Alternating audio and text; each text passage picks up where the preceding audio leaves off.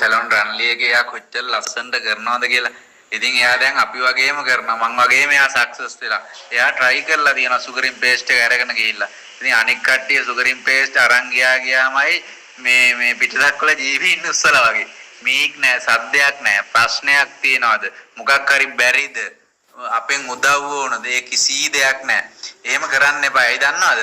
අපි හැමතිස්සෙම කියන්නේ ඔයාලට සුගරින් බියුටිෂියන් කෙනෙක් විදියට ඔයාලා සුගරින් ඉගෙන ගත්තොත් තව ඉස්සරහට ඔයාලට ලොකු ඩිමාන්ඩ් එකක් එනවා. හොඳේ.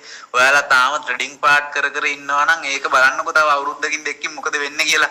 ට්‍රේඩින් පාර්ට් කරන්න එන්නේ නැහැ කස්ටමර්ස්ලා. මොකද සුගරින් කරාට පස්සේ ඒකේ තියෙන පේන්ලස් එක, රිසල්ට් එක, ස්කින් ග්ලෝ එක ඒ හැමදේම නිසා සුගරින් කරපු කට්ටිය ඒකට ඇඩික්ට් වෙනවා.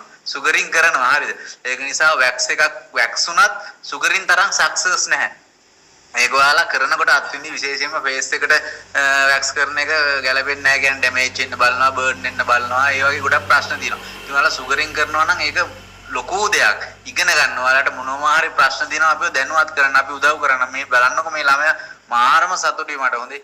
ඉතින් අර එක්කෙනෙක් හරි හදනවා කියන්නේ ඒක මං පුජ්‍යලිකව ලබන ලොකු සතුටක්. ඉතින් හැමෝම හදන්න ඕනේ වගේ. ඒක නිසා සුගරින් කියලා කියන්නේ ඔයාලා ඔයලා බලන්න යුරෝප් වල එහෙම ලොකු ඩිමාන්ඩ් එකක් තියෙනවා.